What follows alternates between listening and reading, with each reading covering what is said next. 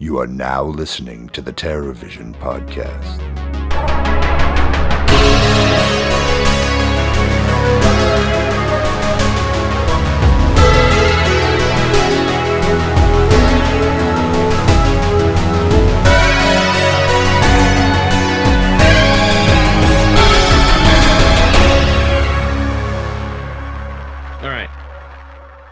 So welcome to the second episode of the TerrorVision Home Video Podcast, Videocast, if you're watching on YouTube.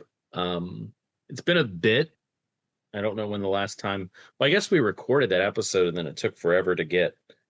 Like we had it on YouTube and then Justin came in and saved the day in getting us on Spotify and iTunes and everything else. But I was 41. Yeah. I was 41 when we recorded that, by the way. Yeah, you're 40. Happy birthday. Happy belated birthday. Ryan's birthday was just a few days ago. I wasn't looking for that. I was just saying it took a long time. Well, no, happy birthday, Mr. Brainface, Mr. Mayor. Thanks, but I would like to introduce Justin Beam, who I've known for over probably 10 years. Yeah, I'd say. Yeah. Justin and I have been kind of wanting to work together for a long time. And obviously when I started doing TerrorVision with Ryan, Justin was the first person I thought about as a kind of a counterpart to kind of deal with all the shit that I was dealing with. Because we kind of do the same thing. So I needed someone that understood kind of the headaches and had the chops to edit and everything else. Justin's like an army, really kind of like an army in a way. So it was critical to have someone with us kind of helping along. Welcome to the TerrorVision family. Oh, my honor. I'm great. I'm so grateful. We've been working together for like 2 months. Well, yeah, but it's still first appearance. So yeah, the adventure continues for sure. And it's amazing how much has happened in such a short period of time. And that's the thing that really, I'm reminded of that daily, just the sheer volume of activity on so many sides of this whole thing. It's outrageous and awesome. It's wonderful. So I'm really grateful to be here, guys. Ryan, thank you. Oh, we love you. Every day is a circus. I love circus. So yeah, it's true. You do like clowns. I think first, so we're not wasting a ton of time. And when we talked about kind of our past titles, last time, and along with Copperhead and End of the Line, which have done really, really well.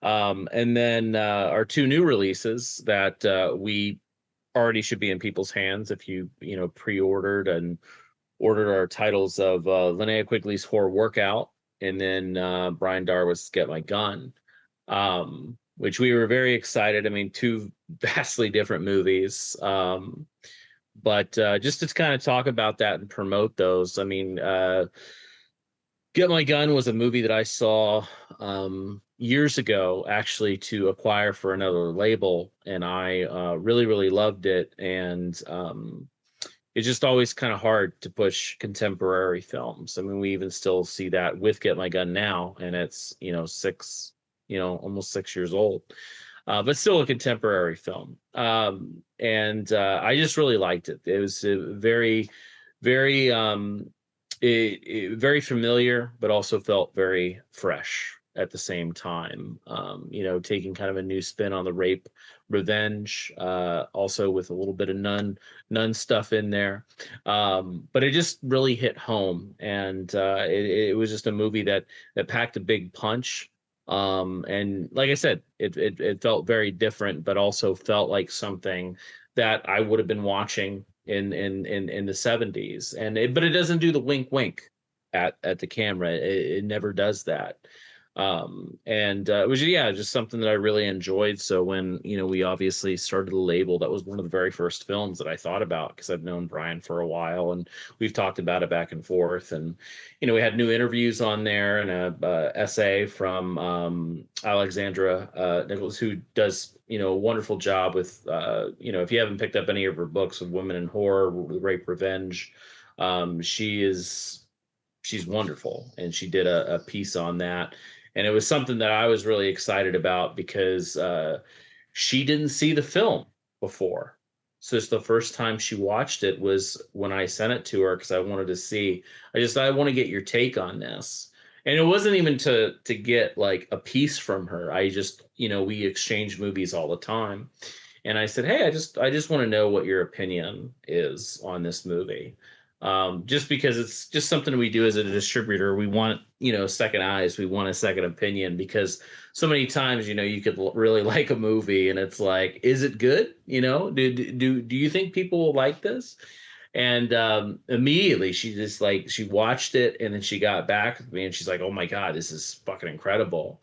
She's like, "Can I do something for this?" And I was like, "Yeah, sure." And so she took like a approach with kind of the more modern, rape revenge, because we have a few of these movies that do exist with the rape revenge plot, but they're very, exploitive, or there's like a male gaze that's set to it, and we don't really get too many that kind of pack the punch like Get My Gun does. So, but yeah, we were happy about that. Mr. Grayface, Mr. Justin Beam, do you have anything to say about Get My Gun to the audience?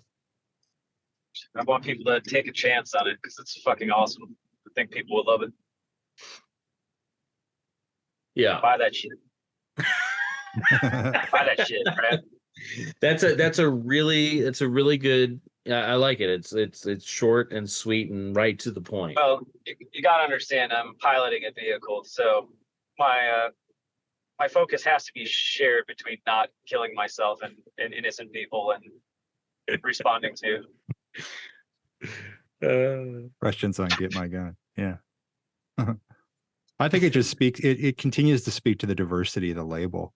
And that's something that is only hinted at so far with what's been released and what's been announced, which I think is so exciting. But knowing what's coming up in the future, it's really going to stand on its own in terms of an identity of diversity. And that's on so many fronts. You speak to having Alexandra on the track on that, and her organic involvement in this makes all the sense in the world.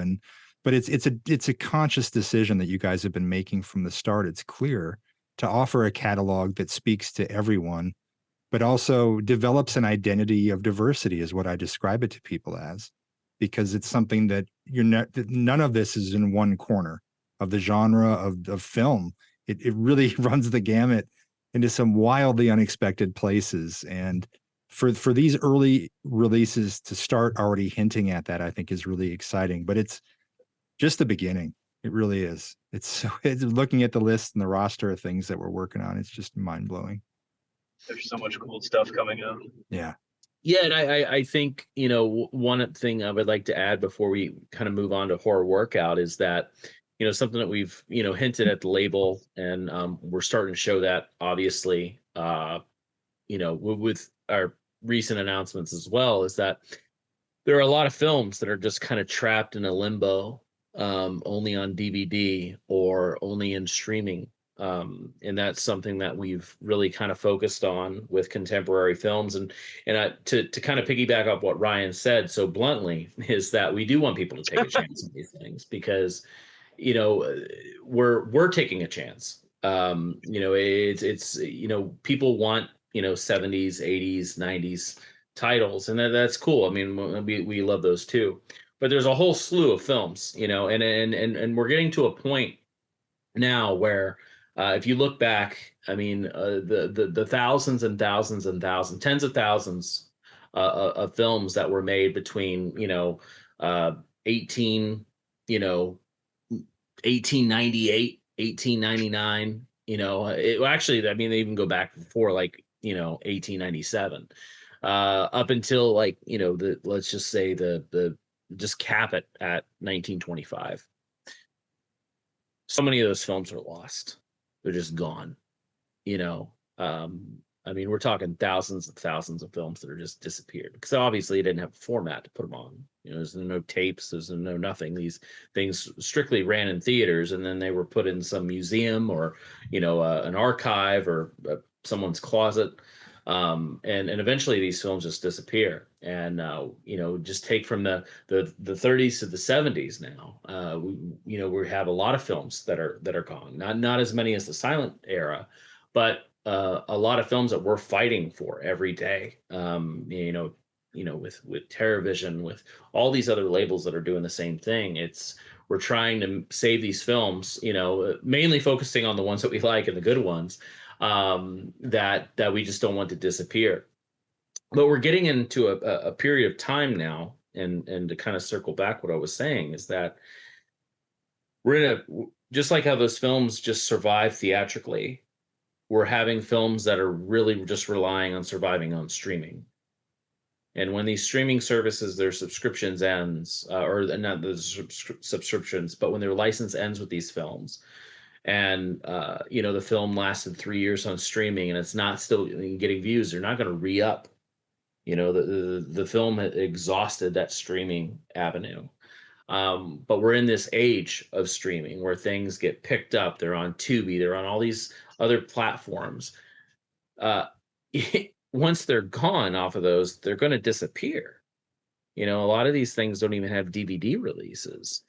And so my kind of plea to that and to talk about that is that it's so important to support kind of these contemporary films, and kind of look past, like, oh, it's not old. These movies will be around for a bit. Not really, and that's why it's important for something like End of the Line, to be put out, because it was only on DVD. It wasn't even streaming. It was just on DVD. And even physical formats have age. They'll be longer because as soon as the streaming cuts off, you just can't see the movie anymore. At least with a DVD, a VHS, a Blu-ray, that's going to prolong that life of that film by many, many years. And with TerrorVision, that's something that we're heavily focused on is all films, really. But, contemporary films, because we're in a streaming age, we're in a streaming era where it's great to have these films so accessible to so many people. But if they're not on a physical format, they will disappear, unless the filmmaker puts out a copy themselves, which Brian did with Get My Gun. I know it had a foreign release. I think it was German. It had a Blu-ray. But other than that, Brian pressed his own DVDs and, had those available through his website. And that's why I thought Get My Gun was so important, because I really loved it. And it was just one of those films that, it's going to be gone in a little while if no one picks it up. And so, yeah, I mean, with like our recent announcement of like Cube and Welcome to Hell, and something even, I know that 15 years old for End of the Line, and we're going to have a lot more too. But I think it is important to kind of focus on those. Don't overlook it because it's like, oh, that's new, that'll be around for a while. Not necessarily, because we live in a like I said, an age where there's a lot of films that are just not streaming anymore. Festival darlings that were popular, 5, 6, 7 years ago that aren't on any streaming service because their life ended on those. The license is gone. It's ended. So all these streaming services didn't re-up unless the filmmakers put it on Tubi themselves or whatnot, which does happen. But that life expectancy on those streaming services is limited. We're not going to have these streaming services forever. Anything could happen. I mean, I know countless times things just disappear on Vudu that I bought. They get deleted. So it's a critical time for film, and it will always be a critical time because everything's a ticking time bomb. But yeah, that's one of the other reasons why we're into contemporary films at TerrorVision. I think too, it's hard to wade through all that's out there on streaming, and it can be overwhelming for a lot of people. It's not just about searching out quality. It's about knowing where to go. When so much of what we fell in love with, we blind rented when we were younger. We go to the video store and it was the art gallery that drew us, right? All the covers. And I would 100% rent anything based off the cover. And that's how I fell in love with a substantial portion of the things that I have. In Sure. streaming, it's a little bit different, and the investment is different in streaming as well, I think, for some folks. And so it can be, that trusted cashier who has the same interest as you doesn't really exist in that realm now. People share stuff online, but finding an outlet to serve as kind of a lighthouse for this kind of thing, that's something I think of great value. And that's one of the things that I love about TerraVision, doing the more modern things. It's helping draw out the really great stuff and offering it to audiences in a way that's expanded with all the features and things that you're also not going to get in streaming. So this isn't to slight streaming. It is to say, though, not only are these good films, but they're also coming with a kind of treatment that you wouldn't get even if you've already experienced it once online. Yeah. Well, and the whole point of well, the whole point of a period. boutique label, the whole point of a boutique label should be to curate, and you trust their curation, and that's why you follow whichever boutique label or labels you love. It's no different than a record label or something. In theory, you're following a record label because you trust their output. So I like that we can be that for contemporary movies, hopefully for people. Yeah, or just a weird ass taste of the plethora of weirdness. But also, when we say weird, I think I don't think I'm using the correct word there, because I've said weird and things are going to get weird. Weird in the sense of like nothing will kind of make sense with in a branding state. We're That gonna is be weird. we're gonna be all over the place. It's expect the unexpected. I guess that's the weird part. But yeah, Get My Guns available, ready to ship now. It's in the warehouse. So if you're so inclined with those types of films, just trust us on that. It's a lot of fun, and yeah, we hope you enjoy it.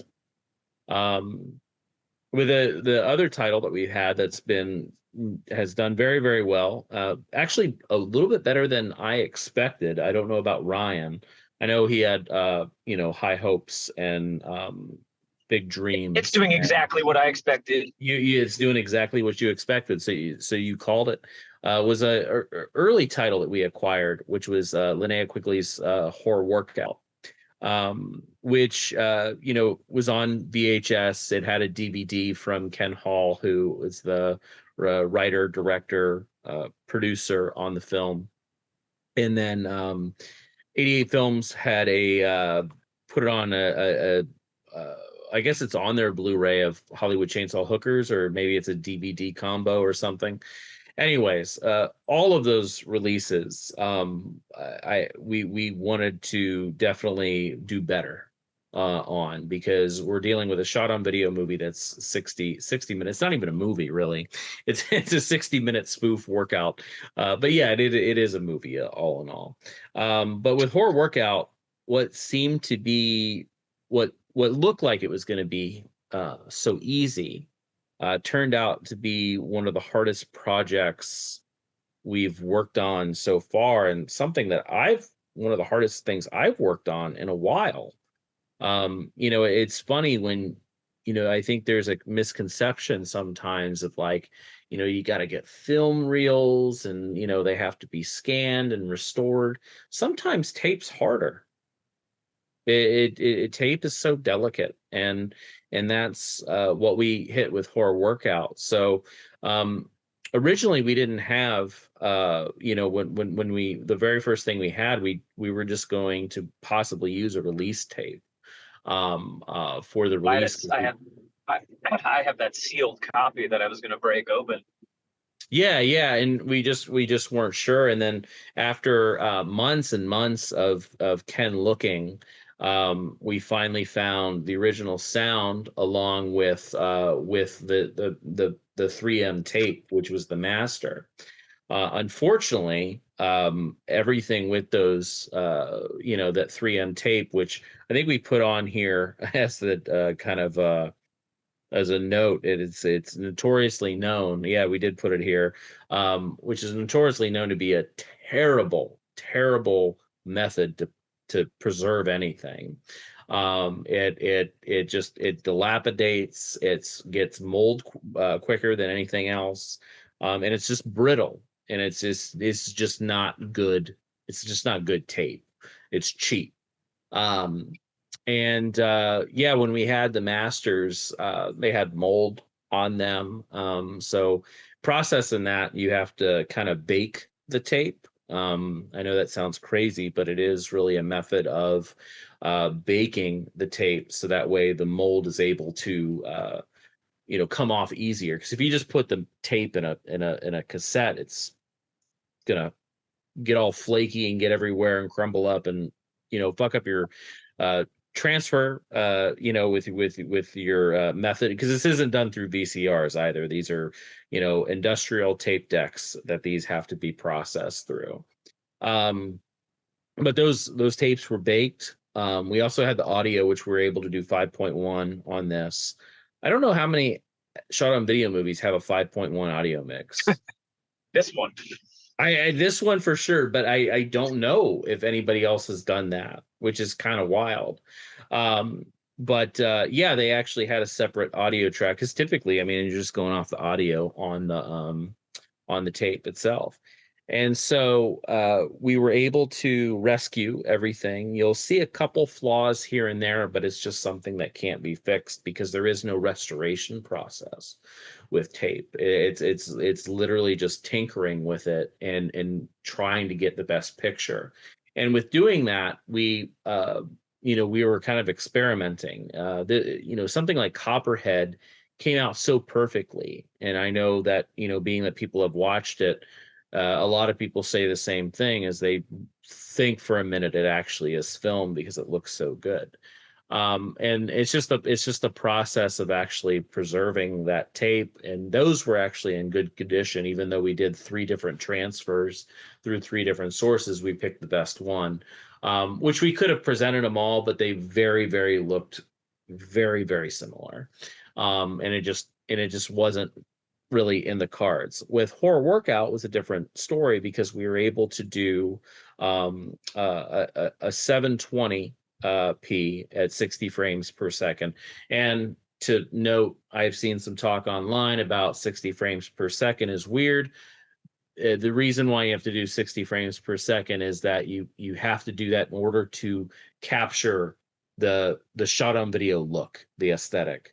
Because if you do it at its 24 frames or 30 frames, it's going to look a little choppy. So being it's Blu-ray, it needs to be at 60 frames per second. That's not a mistake. We're not altering anything. You're looking at it as if you were a VHS tape.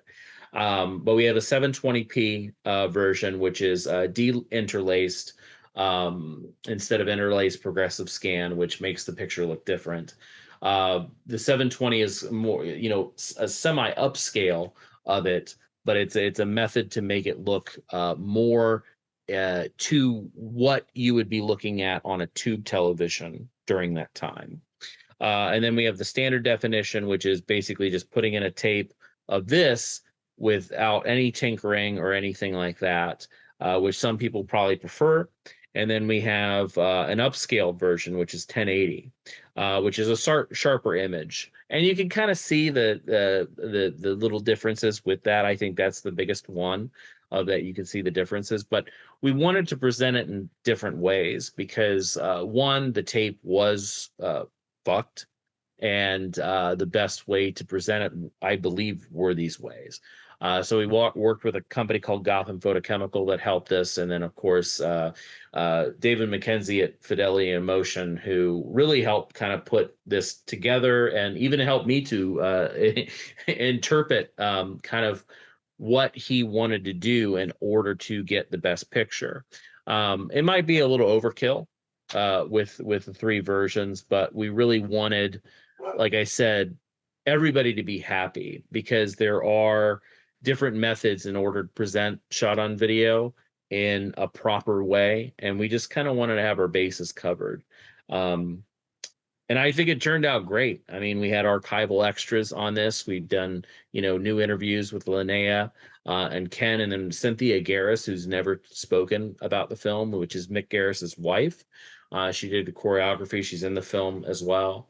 Just kind of talking about kind of how this came about, which is a really cute story of how they kind of came up with this idea, and then just the massive success that this thing had, just because of Linnea. And of course, like I said, there are archival extras, new extras, and then the 5.1. And along with that, Ryan was able to do a cassette tape and a record, which, because we had the music preserved on those tracks, which was kind of a headache in itself. And you can kind of talk about that, Ryan, because you kind of spearheaded that. Yeah, I also want to correct when you said it took a few months. Maybe you forgot. We've actually been working on this for like 2 years, so a couple months is cute. But Horror Workout has a very long journey. Anyways, yeah, the audio tapes were all moldy and shitty as well, but the company just north of Atlanta that I hired to do it, like, fucking knocked it out, and I can't believe how good it sounds. It sounds so good, and that's how we were able to get the 5.1, because we had a full 16-track session, and Nick Bassett in Oakland is who put that together for us, which he has been in a zillion bands on Greyface, so kept it in the family with that. But yeah, I think people will be very, very stoked with how it turned out. The test pressings actually just showed up today, of course, as I was leaving town. So I'll have to have those sent up to Chicago to examine, but I'm sure they sound great. And hopefully we'll have the records in hand in July. The tapes just landed, I want to say, like a day or two ago. So yeah, everything is, with this title, we're doing obviously the Blu-ray, the cassette tape, the LP, but we're also going to do VHS, which we'll announce down the road. So going all in. There's your exclusive. TerrorVision is going to have a VHS line. Yeah, we have so many VHS tapes coming out that I actually think it will probably annoy some people, but I can't wait. Yeah, it's going to be exciting because it's not what you're going to expect. I will put it that way. No. It's going to be very different. And then, of course, somebody that was crucial in getting a lot of this shit together, Justin. You want to talk about the headaches back and forth with Horror Workout? I don't know. By the time I came in, I mean, you guys did all the heavy lifting prior to that, but just cutting a trailer for it was so fun. It's this movie is a celebration of the genre. It's a celebration of Linnea.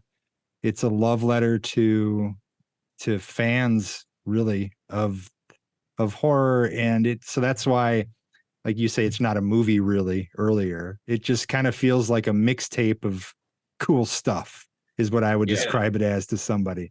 And it's got the cheese, it's got the bloody stuff. You got couple Halls involved with this film. Yeah, Cleve too. Yeah, Cleve's in there, and so and then the lineage on this thing. Linnea has been such a champion. I can't even tell you how many events I've been a part of with her, and she is tirelessly supportive of everyone, the genre. I love her animal outreach work. So she's a real inspiration, and I think there's a lot of draw to this release for a lot of reasons. But it was really exciting to put something together on it, and then to cut the interviews together. It was really great to see these guys sharing these stories behind it. And there's some crazy stories behind how this thing came together and how fast it was shot. There's ambulances, there's police involved, there's all kinds of crazy stuff. So there's a lot to dive into there in the discussions through the special features. I mean, really, from my perspective on it, it was just a joy to be a part of. It was great stuff. You guys did a nice job of accumulating all that. Yeah, I think the most interesting thing about the release is the commentary that I did with Ken and Linnea. and you can kind of attest to this, Justin, is that sometimes in this business we deal with directors and people, and you can't really get sometimes a story out of them, Yeah. even though they you know, you kind of have to look at sometimes bigger films, not so much like shot on video and smaller indies, but sometimes a film is a 3-year process, Mm. you know, of coming up with the idea, writing a script, finding funding, and then, you know, getting the film out there and traveling with it. You know, some films are longer. I mean, some are probably a little shorter, but a lot of people live and breathe these movies. It's crazy with Horror Workout because it was made on a whim off of the joke that happened on Murder Weapon, Yeah. and then they shot it like in two days, like 3 days. And Linnea's and Ken's like memory about everything, they remember every single little detail. And they remember them the same way. That's a really unique thing here too, that a lot of times with film, and that's one of the things I love about doing all this special feature work, is that I don't bring a bunch of talking heads in typically, unless it's a really old film, because I really like the purity of the people who were a part of it telling their stories. But everyone has their own truth, their own memories, their own whatever. And through that tapestry comes the story of the making of a film. I've never run into one before, really, where two people remember things exactly the same way about just about every step of the process. It was wild. Yeah. And it was just really cute. And you kind of like, you know, like with something like this, of like, it was kind of a party film for them, just to kind of hang out and do something. And then the kind of sincerity behind it. And involving Linnea's parents. And yeah, I mean, everything. It was a very much family affair, shooting at their parents' house, and you know, people not showing up, and it just making it happen. And you know, there's a lot of moving parts in the film, because it's if people haven't seen it and you're kind of on the fence, it's just not her working out. There's a side story with zombies. It becomes a slasher film as well. And then, of course, Linnea just kind of going over her history in horror at that time. And who knew, like, she would just continue to do all this other stuff and still be championing these films, still acting and still doing what she loves. And it was a fun project all around, even with the headaches that kind of ensued behind the scenes. It was always worth it, you know. And then obviously it kind of taking off and doing so well was great too. And Earl absolutely crushed that artwork. Yeah, and the artwork was just, when I first saw it, I mean, if you haven't seen it, that's what it looks like. You could see it on the website, but it's all embossed and sexy. I didn't see it at first, but Ryan said it's very Saved by the Bellish, is I think how you described it. When I first saw it, I was like, hey, you're absolutely right. That's exactly what it looks like. They had that like floating hot dog in the opening credits, you know, like the floating sunglasses and stuff. Yeah. Skateboards. Hot dog. Yeah. But those are our two of our releases from February, March? I can't remember. But to kind of get 2 weeks ago. Huh? I said like 2 weeks ago. Well, no, shipping them.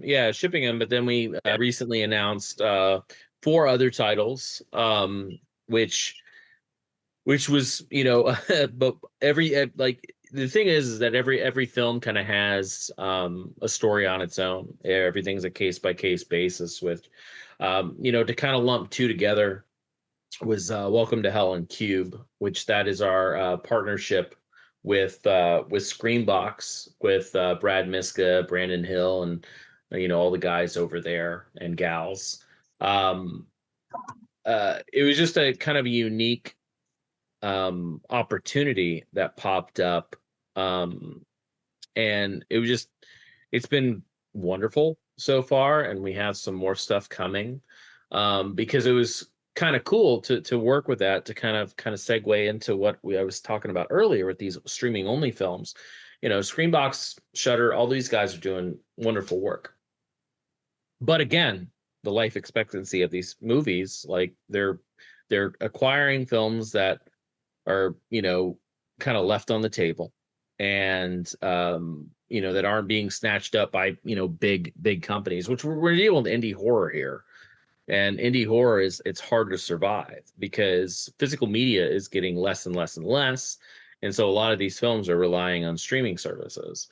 And we had, like I said, the opportunity, and Welcome to Hell was a big one because that was a thing that I saw last year that I really, really loved. It was in my top 25 of that year. And that was that's how that partnership started, because I really wanted to put that film out. And reaching out to Brandon, reaching out to Brad, they were very happy about that, because it's hard to put something out on physical media too, and that's probably another story for another time. But nothing is ever cheap. And the way we do things, it can be cheap because we use the best material for everything, and our process is exhausting in the sense of making sure it's right, making sure we don't have problems, and we just want things to look good because physical media rules, and you want something that you want to have some, like when you hold it in your hands, you want to feel like you're actually holding something, and that's very important. But yeah, Cube came up because I've always been fascinated with Cube, and the Japanese Cube it doesn't take the story into some different realm. They literally, remade Cube for Japanese audiences, and it's just it's a more updated kind of take on the just the film overall, which is a lot of fun. Which we had Natali do an extensive interview. I think it's like 45 minutes, 50 minutes of him talking about the legacy of Cube, because it was a film that got it's one of the very first movies I remember becoming kind of a cult film, like in my like day and age. Like it came out in like 97 on video, and then you got to see it grow as customers came in because word of mouth was spreading, and then Cube got more and more popular. And before you knew it, like 2-3 years, people wouldn't shut the fuck up about Cube. And it was really cool to see that film grow, have obviously spawned 2 sequels. So he has a very extensive interview about kind of the legacy of this movie, and how it just won't die. And after all these years, it's still very relevant. And Welcome to Hell was great because, one, I really love the film. Jimena was just wonderful in participating in the film with, getting extras together, the music video, the short film, pictures, obviously orchestrating. I think we had 6 interviews, for the film between the 2 of the lead actors, the writers and the producer. And then did a commentary with her, which was wonderful, and that came out, I think, really, really well. It's just far as a package of a new film, because a lot of movies that are newer like this, they don't get that type of treatment. They're lucky to get anything, really. There's so many bare bones like newer movies that are released on home video. She's wonderfully transparent in all of this. How she is excited to share the process in making this, and she's also very forthcoming about the things, you would think with a movie like this that she would have a history steeped in black metal and that she would just love it, and she's kind of like, no, I never was really into it, but gosh, I kind of fell in love with it through this process of making this movie. But she became enamored of the culture around it, and that's kind of what drew her into this. And it's so refreshing to hear the commentary with you too. It's really wonderful. You guys are great. Yeah, the writers were the kind of the black metal fans. Yeah. And she was just, and her story of kind of working with the lead in developing a character, and kind of that, history of abuse and things like that, and kind of taking all of that energy and putting it into a story that, you know, we've heard before with stories like Mayhem and, you know, National Socialist black metal and things like that, kind of utilizing that culture and integrating that into a you know, a story about survival in a way. And she opens up about the elements she changed too, to make it less of a traditional story. Like, yeah, some of this you think you've seen before, but it goes different directions. She changed some characters in different ways, some scenes and themes that she altered. And it's so cool. You can see it right on the screen, in its entirety, the vision that she had, how she transformed the script into something that was also personal to her. So it's not just to credit the writers with that. She did a lot of work on it as well. And it's really a great and a beautiful film, a beautifully shot movie. It's some of the cinematography in that movie is just, it looks so good. And you really do like wide angles on the film. They actually pulled the fucking camera back, which drives me crazy these days because it's like people are afraid to light scenes. They just put everything really close up on the actors' faces, you know, and they weren't afraid to put the camera in the fucking back and, you know, light an actual scene. Because I think we come into so many modern films where lighting just isn't a thing anymore. Like, people don't know how to light a scene. I watch so many movies. I never forget those fucking and they're fine. I'm not trashing the movies, but the Fear Street movies that came out, I couldn't see a goddamn thing half the time. Turn on a goddamn light. Just light a scene. Read a book. Like, you know, watch like fucking Roger Deakins movies or something. Do something, you know, like, and it was kind of, it's great because it's an indie film. It's an indie horror film with black metal and fucking satanic shit, and it looks beautiful. You know, outside shots, inside shots, and night sequences that they did during the fucking the not the rave. What am I trying to say? The assault on the compound looks so good. Them carrying the torches in the field. It just, and you know, you can see all the detail. And sometimes when you're watching modern films and it takes place at night, you can't make anything out. Like all the blacks all look the same. There's no depth, you know. And with this being that it is black metal and people dress in black and it takes place at night, you can see the different shades of black. And I was completely floored how well the movie turned out with you know, because she talks about how they didn't have any money for this movie. Yeah, and they made it look so goddamn good. Oh yeah, and yeah, and some of the special effects in the movie are like, there's a little surprise. If you watch the trailer, you can get a little taste of the surprises, and they look good. And it's like that underground scene where the drummer is chasing her. And it looks, oh man, it's just everything. It's just incredibly well made.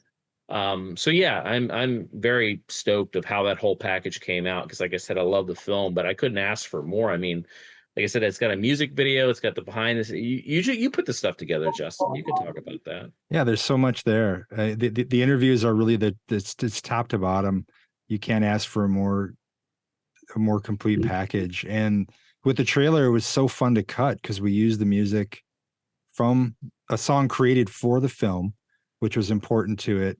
So it had a pulse already, but I had a lot of fun at cutting this trailer together. And there's the point where I switched to backmasking for the end of it. Once it's sort of like peaking, they're getting ready to do their thing. It kind of tells the story a little bit in a way. But as soon as they're like getting prepared for their night, putting their makeup on and gathering their weapons, then all of a sudden there's the summoning. And when the creature shows up, all the music I put in reverse, just like back in the day, the Satanic Panic, Fear, all the parents, don't play that record backwards. I remember my health teacher in 7th grade bringing Motley Crue's Girls Girl. I don't remember the album that was just black. It was a black cover with a pentagram. Shout out the devil. Shot at the devil, yeah. And he brought that in. He's like, I'm gonna show you guys the devil is real. And he plays it backwards in class, and we're not hearing anything at all. And he also had these pictures that he said that there's a satanic cult that's active in our town of Marion, Iowa. And he said, I have proof. And he had these pictures that he had taken that he had clearly staged of a hut that he had made with like upside down crosses spray painted. All the spray paint's the same color.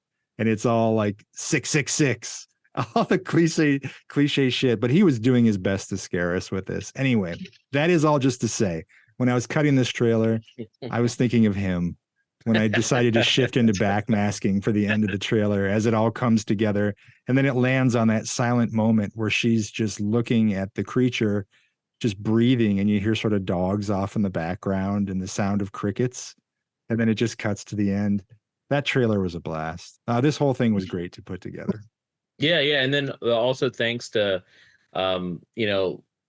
they hired their own crew in Argentina. It was really tough because we had to find a film crew, and this is really low budget with, kind of what we have for the budget for extras. You can't really spend too much on it. Luckily they work in the low budget realm, so they kind of knew what to do. And then a friend of mine, Hugo Corona, who I've worked with numerous times, he did the editing and subtitling, which was great and knocked it out of the park. And it turned out to be a hell of a package with the Screenbox films. And very, very happy with what those come out. With Cube, we didn't really get any extras because it's Japanese culture is very odd of how kind of the fan stuff works and the popularity is that it's like a revolving door with stars over there. They can be popular for like 3 months and then they just kind of go, but they do so much. They're in a film and then they get ads and they promote cologne or clothing or whatever. They're everywhere. If you ever watch any of those like walkthroughs, like in Japan, you kind of see it's all about advertisements.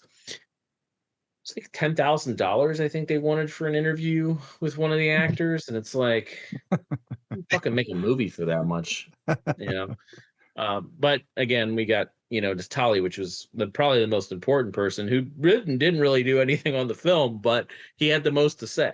Yeah. But yeah, Mr. Mayor, did you have anything to say about the Screenbox films?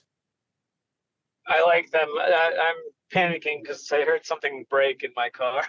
I'm trying to figure out what the sound of breaking glass is in here. Oh no! Sorry, I'm a tad distracted. Good movies. Go watch them. Goodbye. Not actually saying goodbye. Come on, move over. No, we hear you. Just if you need to take a break, let us know, or we can just continue while you look around. I just don't know what would break.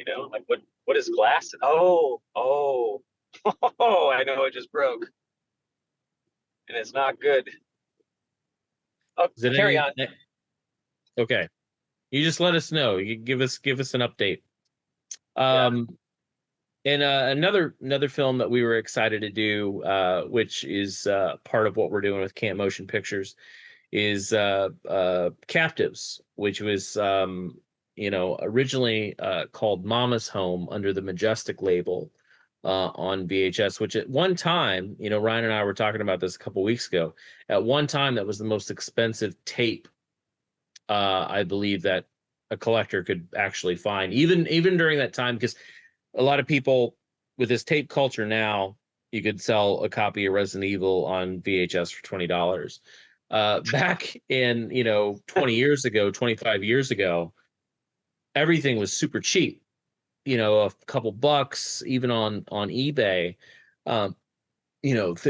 Things weren't that that expensive. Hardly anything. I mean, I was buying box lots of tapes for like hundreds of tapes for like $75. Yeah. You get like, I remember my mom let me buy 180 box lot, 180 tapes for like $75, and most of the money went to shipping. And it was just video stores going out of business, video stores just getting DVDs in and doing away with all their tapes. And I did those repeatedly, 20 tapes, 30 tapes, 50 tapes. Well, 180 was huge. I remember those boxes coming in, cutting them open, and the smell of smoke, cigarette Oh, smoke no. hitting me in the face. Oh, And it was so disgusting. But now when I smell that, it takes me back. mm, It's like, people will say this isn't a smoke-free home. I'm like, no, smoke those cigarettes. Make it smell like smoke. I love it. But yeah, I remember like early collecting days of buying tapes. I remember seeing Mama's Home like on eBay for hundreds of dollars. So expensive. It was so expensive. And it was just something I was never able to obtain. And I still have a ton of rare tapes. Now they're all worth hundreds of dollars, but at the time I was getting them for a quarter or $1 or whatever. It's so funny because I think Ryan and I talked about this too. At one time, before Return of the Living Dead came out on DVD from MGM, that tape, Return of the Living Dead, was fucking rare.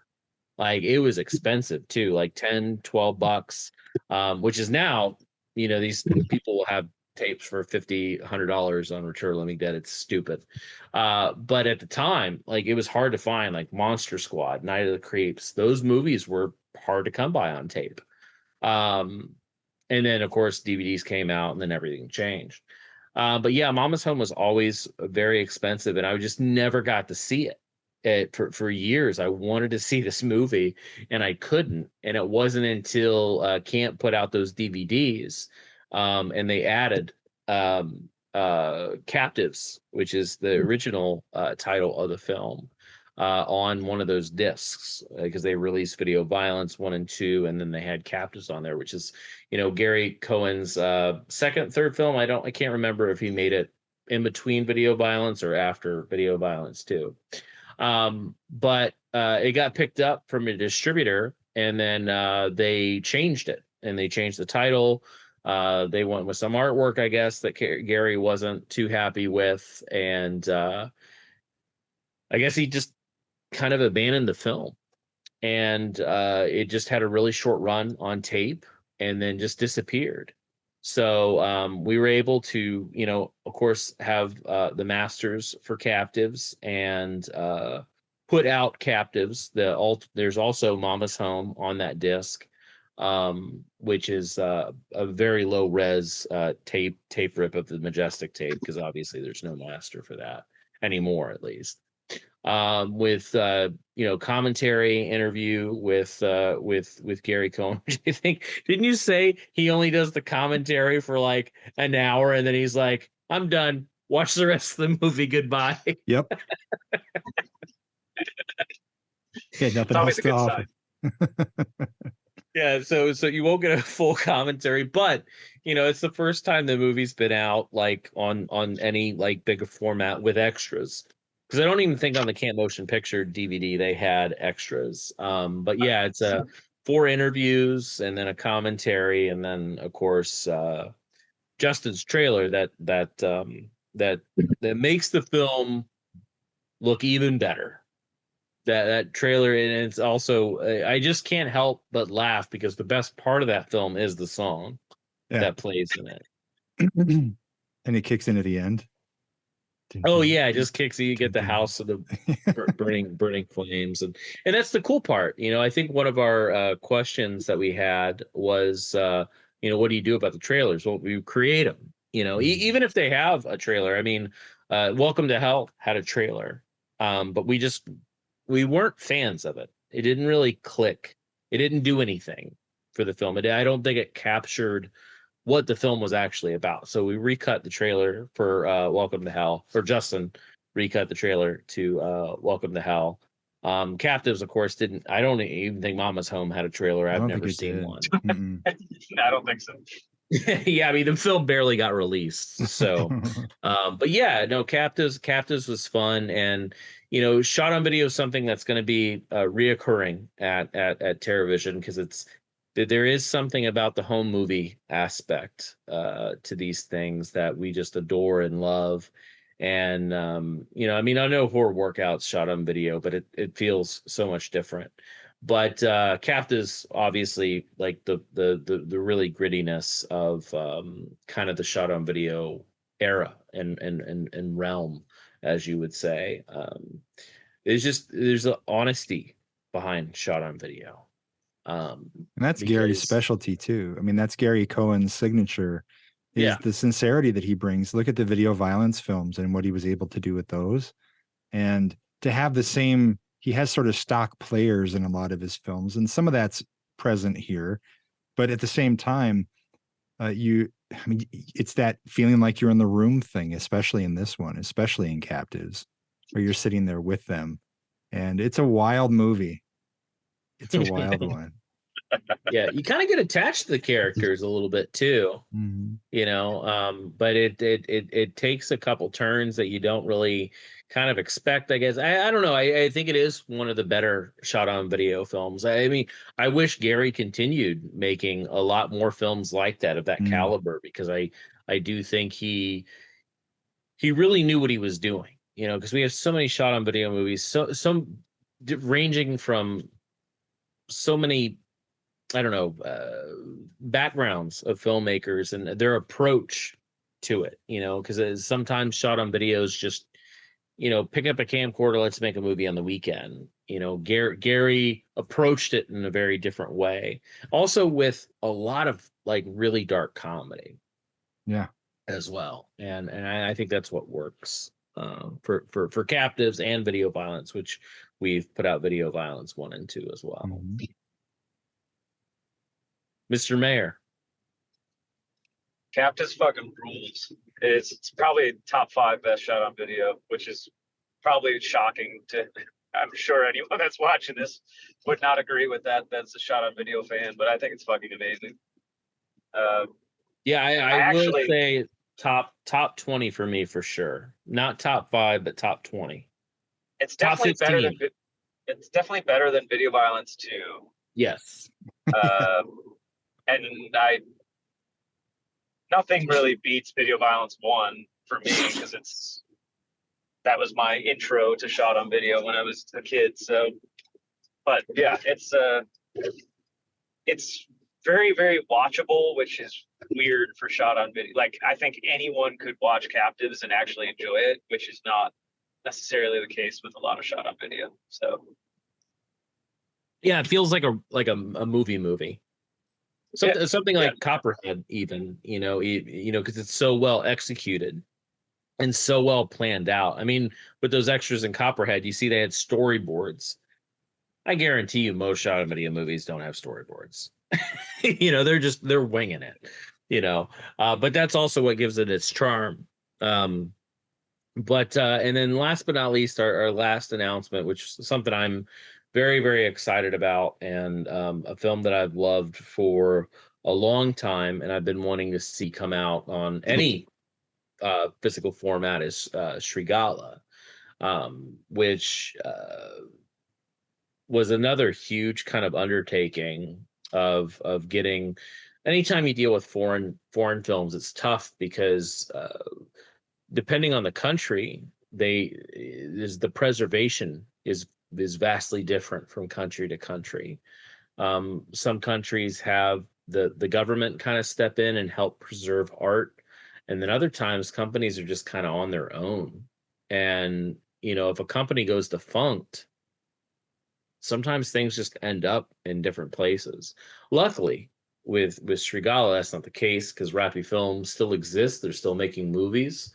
You know, they did the remake, The Satan Slaves, that Jokar Anwar made. And they're still continuing doing horror and whatnot. But it all started back in the late 70s, you know, 80s, with and one of their very first horror films was Srigala, for the director at least.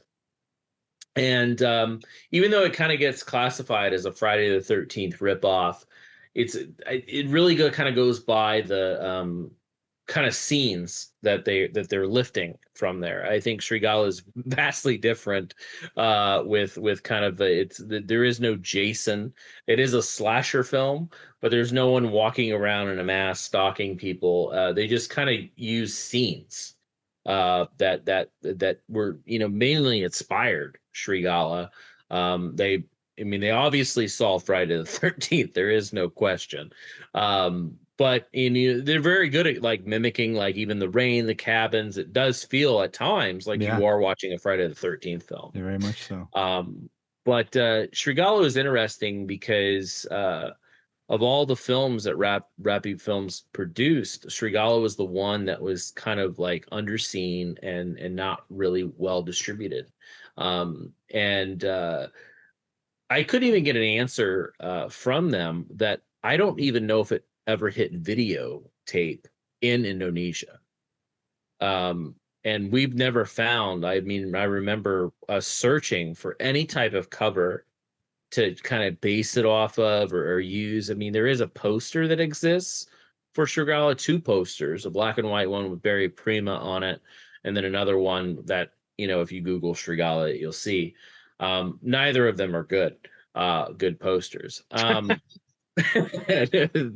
aren't. So with Srigala, I think one of our questions is how do we come up with posters sometimes? Well, that's all Earl.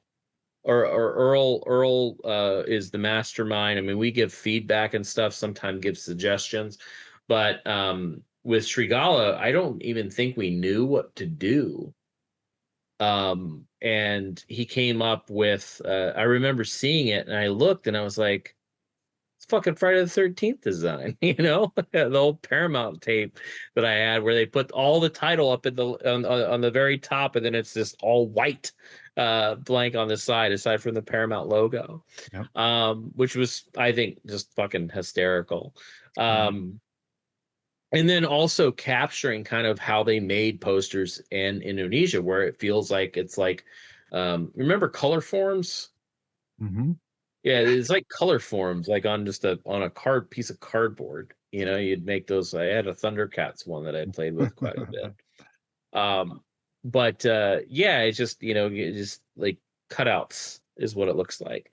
And then kind of putting that together. I mean, we had to kind of go from scratch, use you know, high res art, you know, or high res screen grabs from the transfer, which this is actually transferred from the camera negative in 2K in Indonesia at the Jakarta Cinema Institute. I guess I think it's Jakarta Cinema.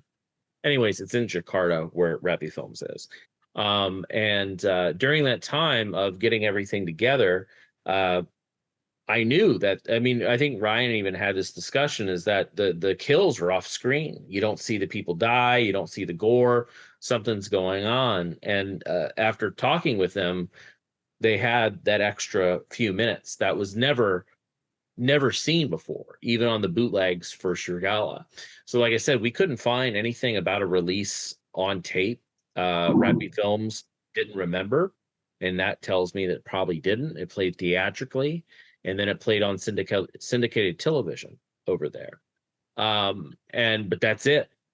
And aside from a bootleg VCD, I didn't want to call it the worldwide home video release just in case, but I fully believe Srigala is the legitimate worldwide home video release. It definitely is. Which is insane that TerraVision's doing that. That we were able to do something like that. I mean, sometimes we have like disc debuts and whatnot. And you know, a newer film, of course, worldwide home video release, sure. But something from 1981, you know, it's kind of epic when a boutique label can do something like that, especially a presentation of a film that's never been seen. Yeah. So that's awesome. And then, of course, you know, we had 4 interviews, which sometimes with older films, you're lucky to get, you know, older films, not so much, I'm talking US, I'm talking about any foreign film with it, because it's so hard to fucking track people down, because it's almost impossible, because we don't, you know, even trying to find people in the US is tough. and anytime you deal with a foreign country and actors that aren't really around anymore or don't act, luckily a couple like Lydia and Barry, they still do things. Barry has a bunch of shit going on in Indonesia. I think he's got a hotel. He's got hotels in Jakarta, which was cool because it was really hard because Barry Prima doesn't do interviews, and when he does do interviews, he just bullshits the entire time and makes up stories. So I was a little worried about it, but I had a friend who knew him, which I'll say Timo, who made wonderful films like May the Devil Take You, May the Devil Take You Part 2, a very well-known film, which was The Night Comes for Us, which I highly recommend seeing. That film is one of the bloodiest fucking movies you'll ever see. Such action-packed. Well, Timo actually helped years ago with me getting in touch with Rappy because I just couldn't get a response. And being that him and Joko was working with Rappy Films, he was like, "Yeah, I know those guys," and put me in touch with Sundar and Sanal, who kind of represent their father's legacy, who's still alive. Gope, who did a interview with us on there. But we had 4 interviews. Lydia, Barry, Dorman, and Gope all did interviews at Rappy Studios. They all went. I have some cute pictures of Barry and Gope together, and they're like in the arches, and you see all the like posters of all these old films that they did, like Primitives and Jaka Simberg films and all this stuff. And it's just kind of remarkable because these guys are like total legacy over there because they created such an empire and gave Barry his start, which I don't know Barry's real name. I know it's Barry something, but Prima actually comes from the movie Primitives because that was his first film, I believe. And then he took Primitives, of the translation is Prima. So for any of you nerds out there that find that interesting, I think it's hilarious. But Barry played it straight in the interview, and Lydia is adorable, and she's still acting. Gope's still producing. So it was just a really nice package to have something I'm very, very proud of. Creating new artwork, probably the worldwide home video release of the film, 4 interviews, a 2K transfer, and a presentation of the film that's never been seen. It's insane. Like it took so long to get that stuff done. It took so long because you also kind of have a communication, like an English barrier that, I don't speak language. They actually speak English probably better than most people in America. But there's still like a lot of obstacles that you have to kind of get over. And it was so wonderful group of people. And just, they really appreciate trying to get some of these films over here, because some of these films never made it out of their home country. And Srigala is one of them, other than bootlegs. Mm-hmm. Srigala never made it out of Indonesia. It barely made it in Indonesia. And so there is a big sense of respect from the filmmakers and, people that make these films, because it's like, you want to release this in America? Like, that's crazy. But they're all for it, and it's great to have the enthusiasm behind it, which, again, creating new subtitles, because the movie has never been subtitled either, other than bootlegs. And Rappy actually did the subtitling. So yes, they do speak English way better than we do. But yeah, they did the newly created subtitles, which that's the first time that's ever happened. Which, if you do break it down, I am probably I'll say it a million times. I'm so proud of Srigala because it's such hard work and it all paid off. And I really hope people enjoy the film and purchase the film, because we want to do more foreign films. We want to do more Indonesian films. There's a slew. Oh my God. I love Indonesian cinema is something unlike, because I think you could say that about any country. I think Polish cinema is vastly different. Hungarian cinema is vastly, Russian cinema. They're all very different in their own way. But Indonesia they did not give a fuck sometimes. It's different from Bollywood, um, because Bollywood films are crazy, but Indonesia, um, they they mix genres. They love to experiment. They want to be different. You'll The things that you'll see is unlike anything else. And Srigala may not be the best start on that because they do get a lot crazy. I think Srigala is kind of tame, but Srigala does so many different things. It's a slasher film, but it also is so much more. And I Justin, you helped write the back, and I think you kind of fit that perfectly of kind of the Fulci and Argento inspirations, especially like the mud zombies that pop up in the film. Some wonderful shots of them at nighttime and all murky going through the water and stuff like that. It's just it really is kind of visually memorizing. It's completely dynamic, and you add there's humor built into it too. There's adventure that has kind of an undersea adventure aspect to it, a treasure hunting thing going on. And so it's kind of been written off in a way as this Friday the 13th riff. And like you said earlier, that's definitely there, but it wears so many genres on its sleeve when you're watching it. And it's so much fun. It never lets up from front to back. And so the Friday the 13th moments are peppered kind of throughout. And so when you see them, it's almost like certain comfort food. And then you're dragged back into this Indonesian cinema universe, which I think is so wonderful. And the music is great. And the effects are really, really ambitious and gooey and good. It's a wonderful package. It really is. And it's a movie that has been talked about for a long time. And the mythology has kind of carried it in this country. And it's great for people to finally have a chance to get their hands on it. And a fucking killer ass boat chase. Yes. Yeah, where people probably came very close to dying. Because the boat chase is probably the most interesting piece on the film because they're really driving those boats themselves. I don't know how many stunt guys they actually had. Even the underwater stuff. I mean, the actors aren't wearing like all this gear. You could see it's Barry, in his little spandex, bikini bottoms. Which I think he talks about in the interview. He learned how to scuba dive, and that was like a big passion of his now is to scuba dive. Yeah. And he learned it all on Trigala. Yeah. And then he became like very like an avid like scuba diver, and all thanks to that. And but yeah, it's just like I said, I think it's just a wonderful package from the art to the presentation and getting the film out.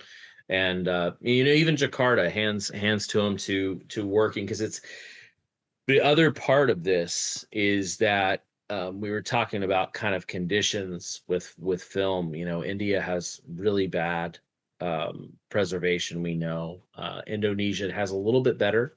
Rapi Films, of course, has it better. I'm not confusing India and Indonesia, by the way. I'm just saying I'm picking a country that has the worst probably film preservation of anybody is India. But with Indonesia, they have certain rules, like films can't leave the country, so everything has to be scanned there, and the amount of scanners they have is like one. And they're not going to upgrade anytime soon, so they're using that one scanner to kind of scan everything in Jakarta. And basically the presentation is the best that we can actually ever get, unless someone donates $1 million scanner to Indonesia. This is what they have, and I think they did a hell of a job with the restoration and kind of just preserving these films, because it's tough for them to do it. I got to kind of hand it to them of pulling this off, because their resources are incredibly limited. So, but yeah, other than that, I think that kind of wraps up the titles. that we've announced, and but though we'll have more other than the records. I mean, we did release the Guyver LP. You could talk a little bit about that, Ryan. We released the Guyver LP. It's a good story. Well, yeah, it is pretty good. Yeah, the Guyver fucking rules, man. I want to mention Shrigala sidebar. I don't think I've told you this. That is by far my favorite TerraVision release that we've done. Like taking into itself and the artwork and the presentation and everything. It's number one for me right now in TerraVision land. So good work, Brad. Thank you. It took too long, but that's the thing is it's certain things. I guess one of the questions is like how long things take, because we open this up to listeners if you had any questions, and we can kind of go through a little bit of that now. But someone asked like how long does it take, and the answer is that we don't really have an answer because certain things like can just happen. Like with Screambox, we turned those things around in a couple months. Nothing was rushed. It just all fell into place because you have so many eager people. When you have Screambox really eager to get this stuff out on home video and they want to help you, and then we're eager to present a newer film on home video. And then like with Welcome to Hell, the director was just absolutely, oh my God, fuck yeah, I can't believe my movie's going to be actually on physical media. She's so excited that she's able to hold, because she's made a few films and nothing's been even on DVD. And she was just, I just said, hey, can you do this? And she was like, yeah, I can have it done like in a couple of weeks. I was like, well, shit. Yeah, fuck yeah, let's do it. So when you have so many moving parts on things, because there's so much, but when all of those are greased up and they're just going at the same pace and the same passion, things can happen overnight. Certain other things take a long time. Horror Workout, which Ryan said. I mean, it is true. When we acquired the film and we were working on it, it was, yeah, I would say it's probably October of like 2021 was probably when all that kind of really kick-started and happening. Yeah. Maybe even a little before then. I think it was before then. But yeah, it was just that release took longer than anything else. And like I said, every film's a different story, a different journey. And that's what's so great about it, is that not every story is epic on acquiring a film, but some of them are. And it's always, there's a lot of headaches that happen. And it really, and plus the other thing is you, aside from Chloe and Earl, like this is it for TerraVision. We really don't have other people. Michael Keane helps us with captions and editing sometimes, but I mean the family's under 10 people. Small fan. And everybody has to have the same passion. Everybody has to have the same drive, or this shit just doesn't work. And dude, you gotta see this artwork that Chloe made for Welcome to Hell. It's so fucking good. Well, yeah, that's right. She was talking about how she wanted to do something. Yeah. Well, anyways, to talk about that for people, that Chloe's the savior of the wholesale and shipping and all of that stuff. She makes that happen. But she's also an amazing artist. So if you ever go to Savannah and look at the, some of the t-shirts and pins and stuff, Chloe designs and draws all that stuff. It's amazing. But yeah, I'm excited to see that because I know that she wanted to do something with that. Yeah. Anything else you'd like to add, Justin? I think one of the greatest things here is you holding on to things that you were passionate about, finding the films, no matter how long it takes. So you have a passion for a title and you hope one day that someone might do it justice, and that doesn't happen. And so you decide to make it happen. And that's great. So these things aren't being made by these decisions aren't made by some big committee. It's being made with the heart of you falling in love, you guys, when you have, whether it's a soundtrack, whether it's a film, and seeing that through to actually bring it to reality. Like Shrigala, we can talk about the process and the headaches of doing all this, but at the end of the day, you're doing what you wish could have happened long ago. And so it's using your position, the opportunity with this label to bring to fruition the goals that you have for the genre and for preservation. But it's really based out of passion, though. So it's not looking at, does this check all the dots on the list of profitable license? It starts with the heart first. And that's the thing that attracted me to coming on board with you guys right away, is that I knew between the two of you that the passion that was coming into this is really what is keeping everything afloat. And that's a shared mission that you mentioned a little bit earlier, Brad, where if we don't have this passion, if we don't have that kind of level of investment, it wouldn't work.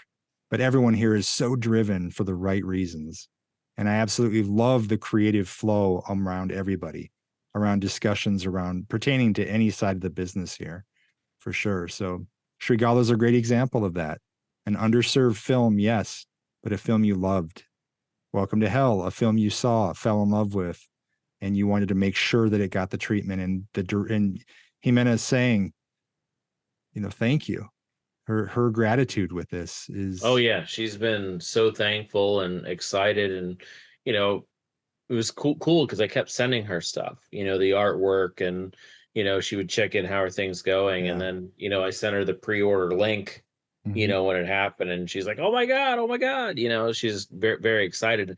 And when you have that too, when you have a filmmaker that's happy, like even Brian, Forget My Gun, he was very excited. He's like, can I have a copy immediately? I want to see it. And he did like an unboxing and whatnot on his social media. So yeah, when you have filmmakers, the same thing like Maurice with End of the Line, he was very bad. And if you go back, it's so funny because I was going back through my messages with Maurice, is I was trying to get End of the Line back in 2017 for another label that I was working for, and it just didn't work out.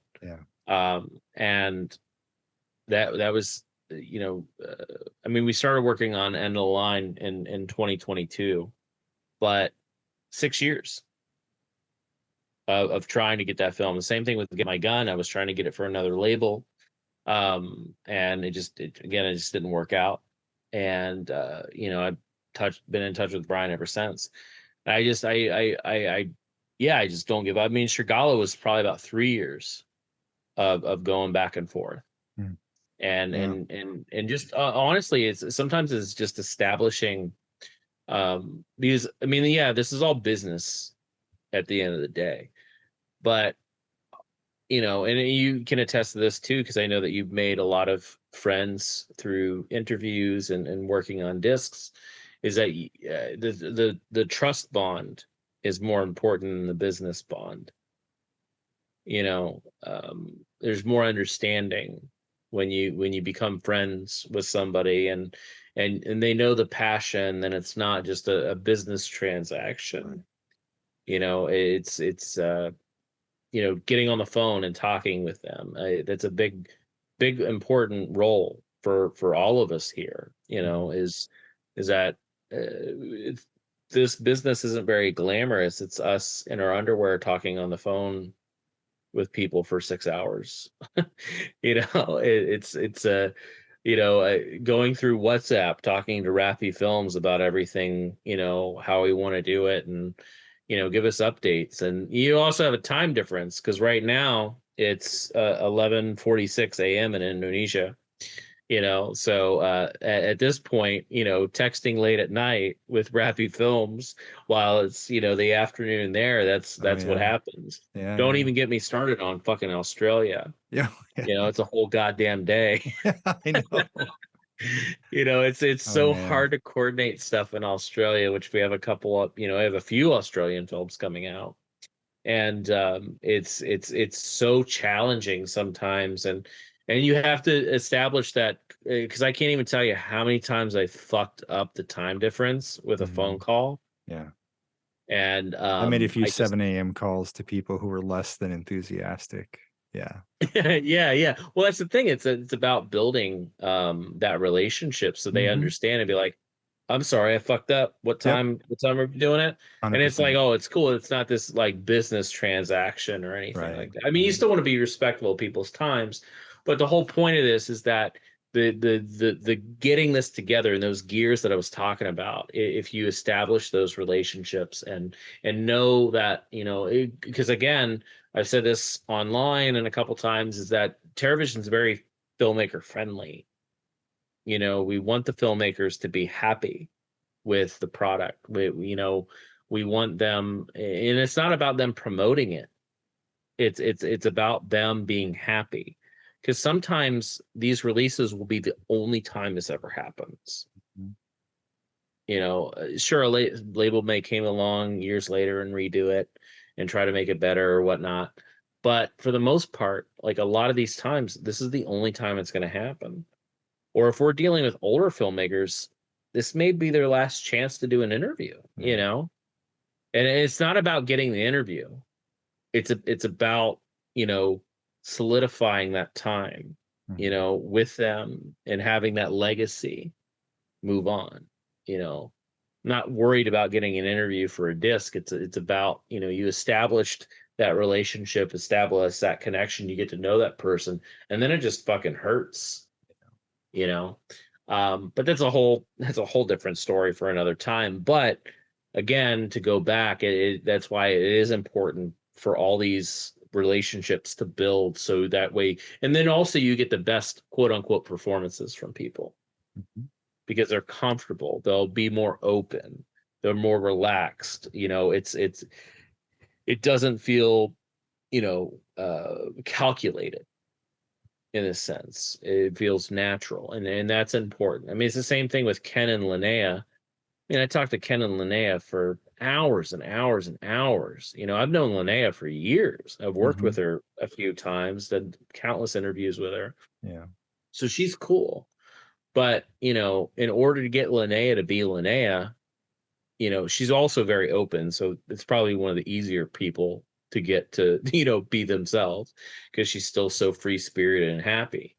But yeah, you have to approach things in a way, and maybe that's why it takes us longer to do things, is because we want people to be comfortable. I mean, sometimes you do have deadlines, but it's important, I think, to establish family connections with these people. Another thing that I wondered if we wanted to talk about were the tiers. The tears run down my face. Yeah, this is a new approach. This is something that no one else is doing. And so maybe Ryan, you'd be best to initiate discussion on this part of it, because it's really, I think it's a super aggressive and creative way to go about this. I think Brad and I just came to that conclusion because we have like 350 movies coming out, and I think there's a difference between us constantly saying we have hundreds of films coming out to starting to let people in on what we're actually working on. And so we wanted to, you don't want to give away all the titles or anything, but we desperately want to start at least cluing people into what we're doing. So that was, I think the tiers came out of that. It was for our mental stability and starting to not tease people in the traditional sense, but just let people know what we're up to. And I actually think it's a necessity. I think it's going to become a pretty good model that I wouldn't be surprised if other labels followed suit and tried as well, because it's, I don't know, it's more, oddly enough, more communicative than a lot of but yet we're also not communicating exactly what the things are. So it's interesting. I don't know. Well, with that last announcement of titles that we just discussed, those three, came the tease of 50 upcoming titles, and it's pick through it, see if you can figure it out, discuss amongst yourselves. But it's a great outlay of, oh my God, 50. And this isn't 50 things over the next 10 years. This is 50 things that are immediate, that are happening for sure. 50 guaranteed releases. And that's part of the fun to dig through that. The tiers that we're talking about. So you get the few different options. You can get the next 10 titles, the next 20, the next 30, the next 40, or the next 50. And you can decide how much you're comfortable investing at any time. So at any point, people can dive into this. There's no one time a year that you can sign up for this. You can sign up anytime, whatever's comfortable for you, at whatever level's comfortable for you. So if you go to terra-vision.com, you'll get the full layout of that right off the front page there. You'll see TerraVision subscriptions up at the top in the header. And you can dive in right there. And with that comes a shirt, and all the details are there. A little bit of an outline about what's come before, WNUF and Norway, Killing Spree, and everything else, just to give you a little bit of background reference. But we're genuinely saying 50 titles right off the bat that we're announcing in the future, the short future, the near future. Yeah. No, those 50 titles are hopefully, because anything can happen at any given time. Titles can get pulled, but those are hopefully for sure coming out this year, and not just 50 titles for the year, because we have more than that we want to do. But again, like I said, every film has that journey, right? With Horror Workout, we acquired it, thought it was going to be, that probably the next couple months. Here it was, 2023. And we were working on it in 2021. So, anything can happen. Something can go wrong in the restoration process. You find an alternate cut that you want, so many things. But when we made that list, those were ones that I was like 95% sure that we can get out. And that's not even all, because there's stuff that we're working on. We have some films now. We're waiting on an interpositive being shipped from South Africa that we found. It should be landing in the U.S.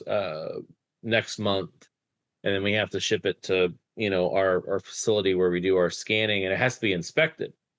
But once that bitch is inspected and it looks good, that shit's going on the scanner, and then it's going to get restored, and then hopefully it comes out soon. But that's not on that list, because you just don't know what's going to happen. You may get the interpositive and it may be fucked. It may take extensive work of months on restoring it. Who knows? And there's things. The thing is that with TerraVision, we're not slowing down anything. We're constantly acquiring films. So if there's something that we're really excited about, or we just acquired a film not too long ago from a director of film I'm very, very excited about. It's the early 2000s. I think it might be on the list though. But we just got a call, and it was through the actress in the film, and she's like, these guys are great. I know Brad, like, let's do it. And I talked to the director, and I was a huge fan of the film, and I was like, yeah, let's do extras. He's like, oh, you don't need to. We did everything already. I was like, what? He's like, we did interviews, like we did the new HD version of the film. We have all this stuff. We new artwork. You just here, and then you're sitting there and you're like, I don't have to do anything, like aside from put it together and create the disc. But it's just like everything's done already. Like we don't have to do any like new stuff. Like commentary's already done, and it's just like those types of things. It's handed right on your plate.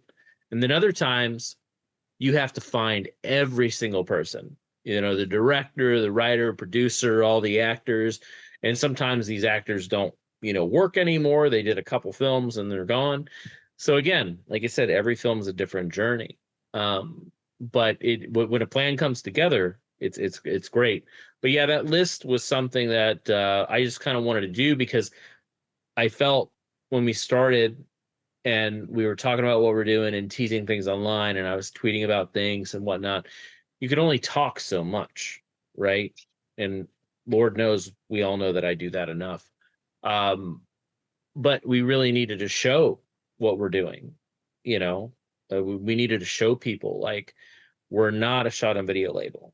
We are not just doing contemporary stuff. We're doing stuff from the beginning of film history, you know, from the early 1900s to a more modern film that's being released this year. Whether it's a drama, a horror film, you know, a thriller, a martial arts film, you know, we have it all. We've said it on the last show. We've said it on a couple podcasts like the Disconnected show, and a couple other things we've done. Films at Home with Jeff. Yeah, Jeff. I'm sorry, almost forgot your name. But yeah, Films at Home was a great interview. The Disconnected is that we're recreating a video store at TerraVision, and the video store was. I worked at a video store, but I frequented the video store ever since I was like 6 years old. And my first video store was a place that sold spas, or hot tubs, wherever you're from. Was a hot tub, and they had a little place in the back with tapes. And that was, we didn't have a video store in Pennsylvania. That was it. And so it was a little rental shop. And I remember going in there, and I remember, you know, certain cover art where I was like, you know, saw a sexy lady on the cover, or something like Evil Dead 2, which I didn't know was a comedy at the time, but that skull scared me. I was like, it's looking at me. Like, oh, no matter where I am in the store, it's fucking looking at me. And those were crucial times, you know. And then, and of course, moving to Florida and having, you know, multiple, like Video Hut and all these other little mom and pop places, and even big stuff like Hollywood Video, Movie Gallery, Blockbuster. And then going to Ohio, and I had Video Time there with 3 Video Time stores within like 10 miles of one another. I don't remember any other video stores but Video Time. But even like stuff like Albertsons is I don't know how far Albertsons goes in the States, but Albertsons was a grocery store around here, and they had a lot of grocery. I mean, I think a lot of grocery stores had rental for tapes at the time. And I had that. So there was, every store was different, but every store you felt at home, because you were going to find something that you were familiar with. You're going to find stuff that you didn't like. You're going to find new stuff that other stores didn't have. And that's something special with TerraVision, is that if you look at everything as a whole, we're going to have stuff that you've never heard of. We're going to have stuff that you hopefully love. We're probably going to have stuff that you don't like. It's fine. You know, it's a whole part of loving movies and discovering things for yourself. But the one thing that we do ask is that you're open. You know, I feel that we're at a time now, which you've kind of hinted at, this is the same thing as the digital age of music. You know, growing up back in the day when you had records, I mean, yeah, you can change the needle, go to the different groove, go to the different song, but for the most part, you just let the fucking record play. And I like this song, I'm going to talk while it's on. I'm going to wait till the next song pops up. But we live such in a digital age, and the same thing with movies, is that it's easy to just sit down on your couch and scroll, watch 5 minutes of something. I'm not into it. Get out of it.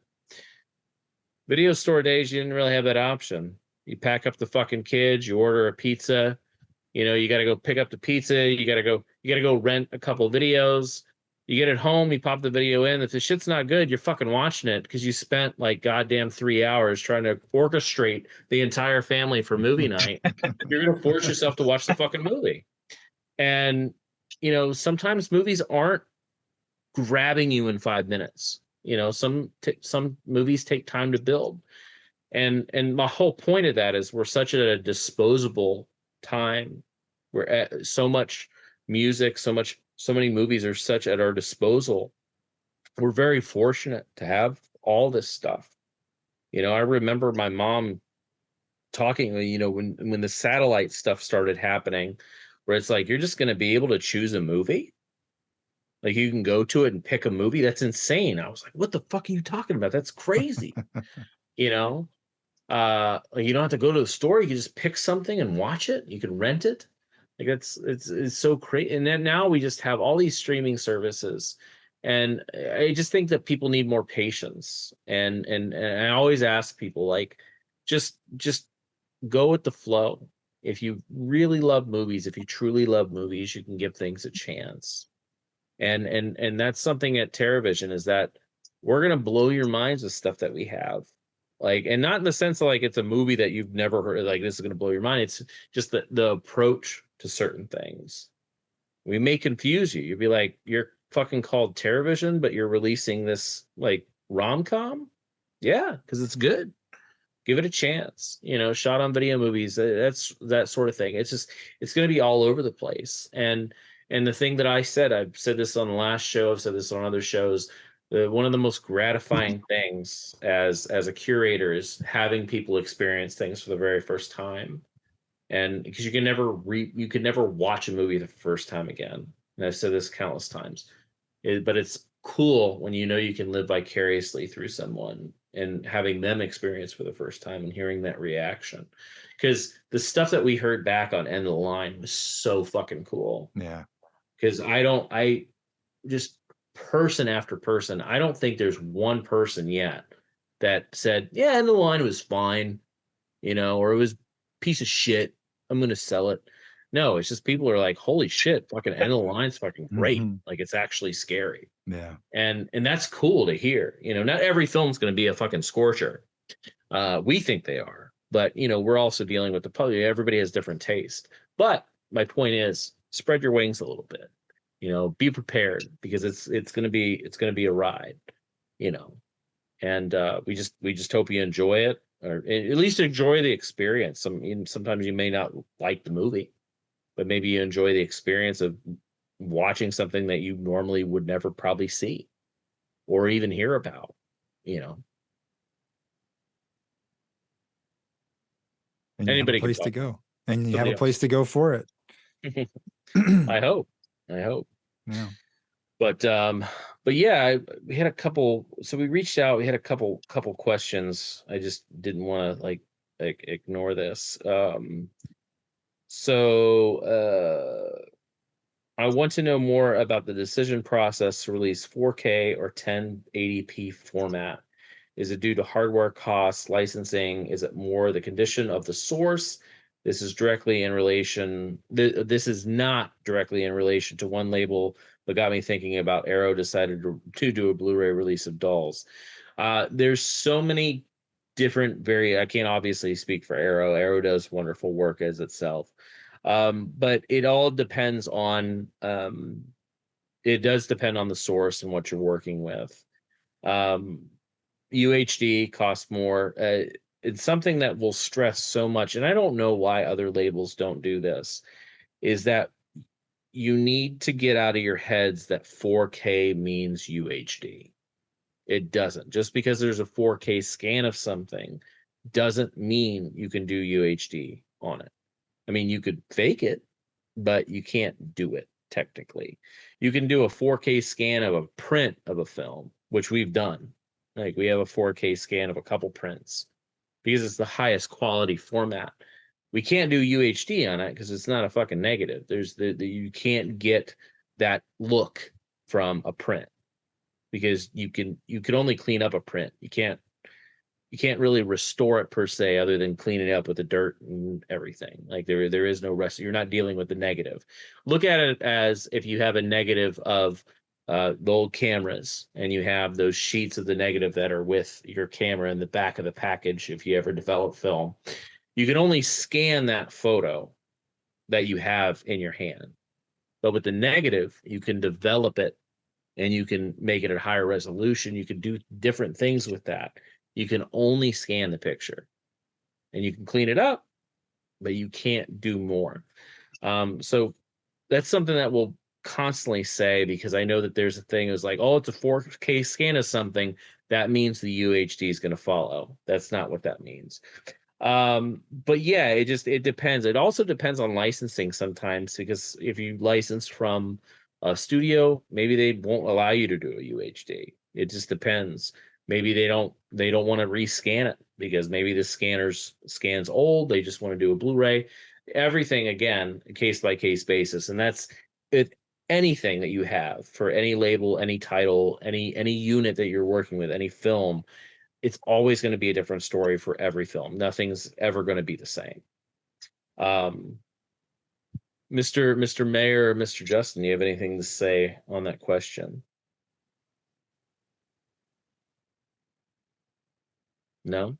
Okay. That's fine. That's fine. No one It's has to literally say. case by case, so it's kind of impossible to. Yeah. Will I get an email when my TV subscription runs out, or is it about to run out? I don't know, dude, on your current one, but yes, if you have a subscription with TerraVision and you hit your limit of your 10 when you initially signed up, if you did it on Santa Claus, if you signed up during, end of the line, you will get an email asking to renew, correct, Mr. Mayor? Yep, Chloe will reach out. Yeah, so and then you have that option. So you won't be able to skip anything. And plus, let's just say your subscription runs out, you have some money that you have to shuffle around and you miss a month. You can always ask us to include old titles in that sub, and that will take units away from you, but you won't miss out. You can always do that if too. we have them. If we have them. But you will always have standard editions as well. You may not get a slipcover if they're sold out, obviously. But let's see what else we got here. What happens to the original master after the scanning, and who is responsible if something happens to the master in the process? Like, let's say a master breaks after scanning. Yeah, I mean, it can happen. But I'm not new at this, so I know the care that has to go into stuff. I mean, typically when you're dealing with film, you ask for the person to take pictures. So you can take pictures of the reels to see the condition. If there's mold, if there's damage. That way you kind of know it's like, we don't want to ship this from, Maine to, California. Maybe we'll find a local place that does it and the filmmaker can drop off the material themselves. So we know that in the process, I mean, most of these companies, they're professionals and they've dealt with delicate film and whatnot. Even stuff with older film when you have like nitrate and everything. Some film's explosive if it's very old because of like how it was made. And things are very flammable. I mean, that's why labs have went up in flames before, just because everything is like one spark can cause, a disaster. But as far as that, it's kind of an understanding, that there's no insurance, just like you're just careful with everything. I've never been in a scenario where something has been ruined other than Horror Workout but we knew that going in. And we owned the master at that point. So that was our doing. Is that once that was baked and then processed, it ain't gonna going back. It's still there, but it will never be able to be used again. And that's just the problem with some of this stuff. But it's literally the best it will ever be on that disc. And we have, of course, our digital files for that forever to preserve it. But yeah, I mean, just sometimes you just know. And then sometimes you have to take the chance. If you do have a film that has high damage, it's like you can either scan it or see or let it rot more. And then then you'll just never know. So it's like one of those situations where it's like we're dealing with a film now that has extensive mold on it. And it's, we got to do the best to clean it up. The filmmaker knows that. Like, we may get to that and it may completely destroyed and we can't do anything with it. And it will destroy it in the process. Or it will be usable. And then you fix it that way. So again, a case by case basis, but there's usually a pretty firm understanding that, this is the approach this is what we're dealing with. This could be the potential outcome. Let's see. I do one more. How do you find lost films that aren't on IMDb Letterboxd? What do you do when there's no cover art for the release? So lost films, that's probably its own little episode, but for me, I can only speak for myself on this. Lost films is something that I've always really loved diving into, because there's so many lost films. I mean, we're talking thousands of lost films, stuff that's not on IMDb, Letterboxd, whatnot. It's mainly just research. It's talking to filmmakers, because if you talk to a filmmaker, sometimes they have a lost film. They started a film and they never finished it, or they just have it sitting there. So it's just a lot of discussion, a lot of research. Sometimes you'll come across films from newspaper clippings, a local review of a movie. It's also how urban legends start on certain movies. There's movies that are supposed to exist that don't. But you just have to you're like a detective. You just have to kind of chip away at everything, and just see if it's true, see if it exists. I mean, we have quite a few lost films. I think with TerraVision, we're completing one that we acquired. We have to edit, and I think we're gonna have to pick up some shots too, because it's actual incomplete. We have a box set of lost films coming out that aren't on IMDb or any service like that. That was acquired through just knowing that they exist, through underground trading, because that's what I used to do when I was younger, is trade tapes and then things. Oh, this is before IMDb even existed. And a lot of people made films on a whim, in their backyard. Sometimes they never had distribution. And then certain things, like another idea of a lost film doesn't mean that it's never been seen. It's just like something like Copperhead, where there's you just can't find it anywhere. The tapes are outrageously priced. They're incredibly hard to find. It's not bootlegged anywhere. Like Copperhead was not on YouTube. It was not on any streaming pirate site at all. We were able to acquire that because we knew it existed. Again, another case by case basis. But I think that'll be all for the question. There's just so much. We appreciate the questions and stuff, but it's also late. And we've been how long have we been recording, Justin? About 2 hours and 15 minutes. Yeah, that's enough. Well, I did Mr. Mayor.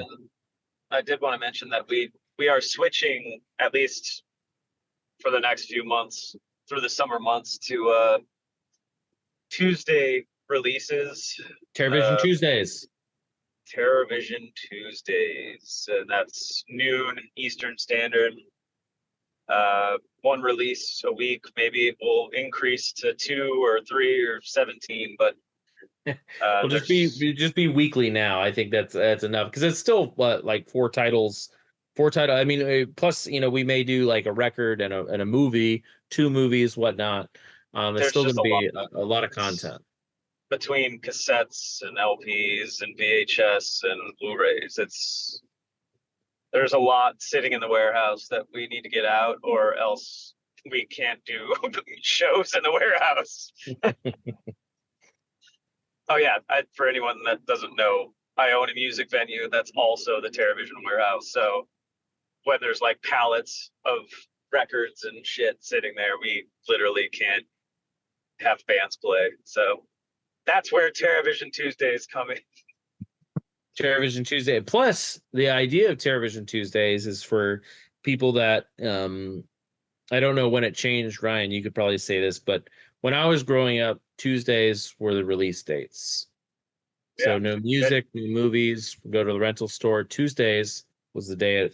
And so being that we're trying to recreate a video store, and obviously Ryan has a record label, Tuesdays is kind of nostalgia for us. That is a very special day.